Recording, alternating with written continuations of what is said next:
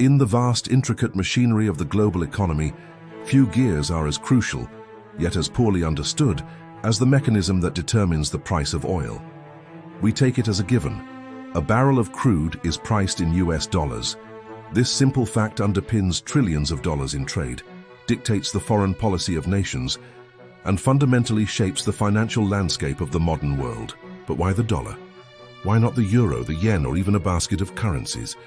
More importantly, why did the world stop pricing oil in gold, the metal that had served as the ultimate store of value for millennia? The answer is not a simple economic decree, but a complex, decades-long saga involving two world wars, the collapse of a global monetary system, a geopolitical crisis, and a secret deal struck in the deserts of the Middle East. It is the story of how the United States, through a series of calculated moves and fortunate accidents, managed to cement its currency as the world's undisputed reserve, transforming a commodity crisis into a triumph of financial engineering. To understand this shift, we must first travel back to the aftermath of World War II. In 1944, as the war was drawing to a close, representatives from 44 Allied nations gathered in Bretton Woods, New Hampshire. Their goal was to design a new international monetary system that would prevent the economic instability and competitive devaluations that had plagued the interwar period. The result was the Bretton Woods Agreement, a system that established a fixed exchange rate regime with the US dollar at its center. Under this system, the US dollar was pegged to gold at a fixed rate of $35 per ounce. All other major currencies were then pegged to the dollar. This was the dollar gold standard. The world trusted the dollar because they trusted the US promise to redeem dollars for gold at any time. This arrangement elevated the dollar from a national currency to the world's primary reserve currency, the unit in which international trade, including the burgeoning oil trade, was increasingly denominated. For nearly 2 decades, this system worked. Global trade flourished, and the US dollar reigned supreme. However, the seeds of its destruction were sown by the very success it enabled. The US, funding the Vietnam War and various domestic social programs, began to run persistent balance of payments deficits. More dollars were flowing out of the country than were flowing back in. This meant that foreign central banks were accumulating vast quantities of dollars. As the volume of dollars held abroad grew, the amount of gold held in Fort Knox remained relatively static. The ratio of dollars to gold became increasingly strained. Skepticism began to mount.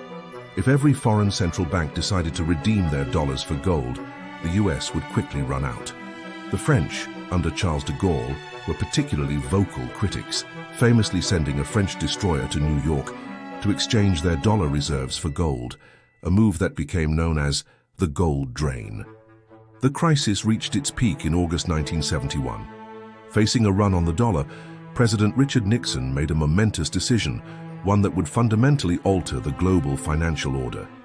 On August 15, 1971, in what is now known as the Nixon shock, he unilaterally announced that the United States would no longer convert dollars to gold at a fixed rate. The Bretton Woods system collapsed.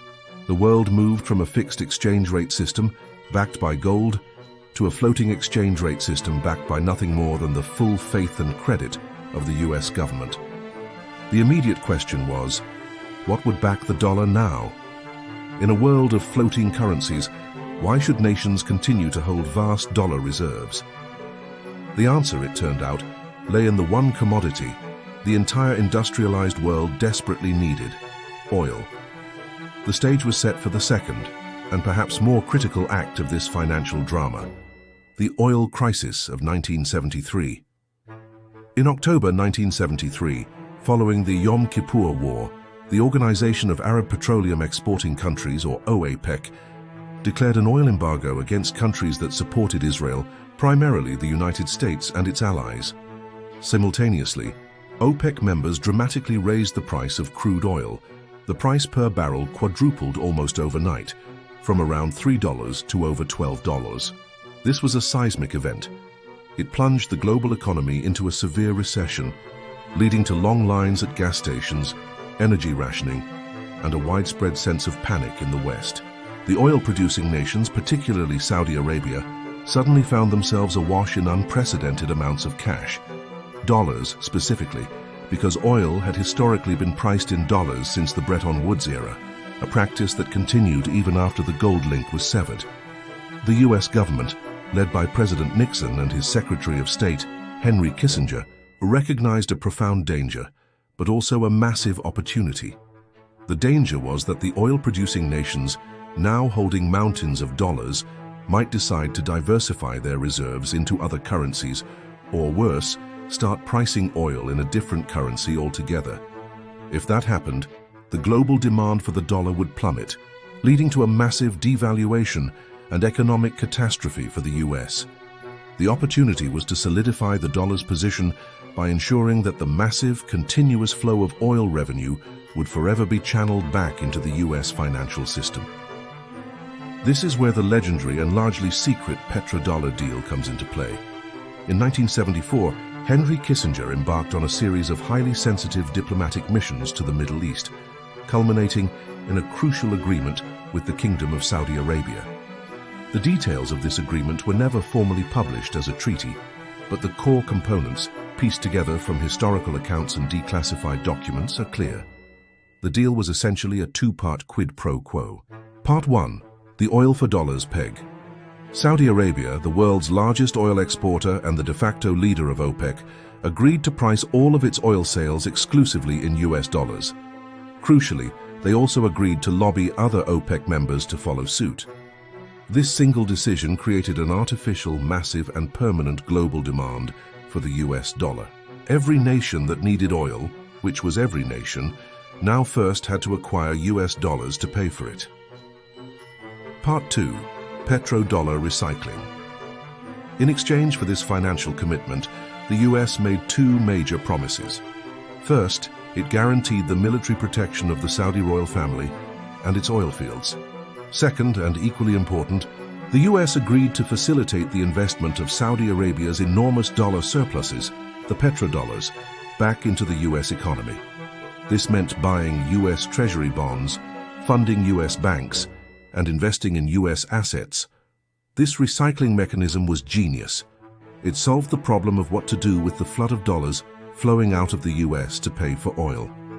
The dollars went out to Saudi Arabia and then immediately flowed back in as investments, effectively financing the US national debt and keeping US interest rates low. The US was, in effect, paying for its oil with IOUs that the oil producers were then obligated to buy. The petrodollar system was a masterstroke of financial diplomacy.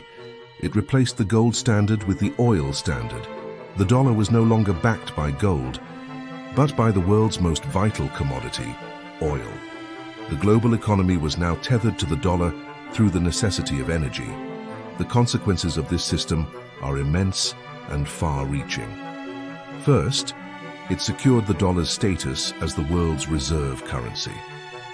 The need for dollars to buy oil ensures that central banks and commercial banks worldwide must hold large dollar reserves. This grants the US what former French finance minister Valéry Giscard d'Estaing famously called an exorbitant privilege. The US can finance its deficits and foreign policy objectives by simply printing more of the currency that the rest of the world is forced to use. Second, it created a massive captive market for US debt. The petrodollar recycling mechanism means that oil-exporting nations are constantly buying US Treasury securities, keeping the demand for US debt high and borrowing costs low for the US government. Third, it fundamentally shaped US foreign policy in the Middle East. The agreement with Saudi Arabia made the stability of the Saudi regime and the free flow of oil a paramount national security interest for the United States, leading to decades of deep military and political engagement in the region. The question of how oil became priced in dollars not gold is therefore answered by two distinct yet interconnected historical events. The collapse of the gold-backed dollar in 1971, which created a vacuum, and the secret petrodollar agreement of 1974, which filled that vacuum by linking the dollar to the global oil trade. Today, the petrodollar system faces its greatest challenges. The rise of economic rivals like China, the increasing use of alternative payment systems, and the recent, highly publicized, non-renewal of the 50-year-old US-Saudi Security Pact have all fueled speculation about the death of the petrodollar. Nations like Russia and China are actively seeking to trade oil in their own currencies, a process known as de-dollarization. However, the inertia of 50 years of global finance is immense. The infrastructure, the contracts, the banking systems, and the sheer volume of dollar-denominated assets make an immediate shift unlikely. The dollar's dominance in the oil market remains a powerful, if increasingly contested, reality. The story of the petrodollar is a powerful reminder that the value of a currency is not just a matter of economics, but a function of geopolitical power, strategic alliances, and the control of essential resources. It is the story of how the US government, at a moment of crisis, played its cards perfectly, ensuring that the black gold of oil would forever be bought and sold with the greenback of the United States.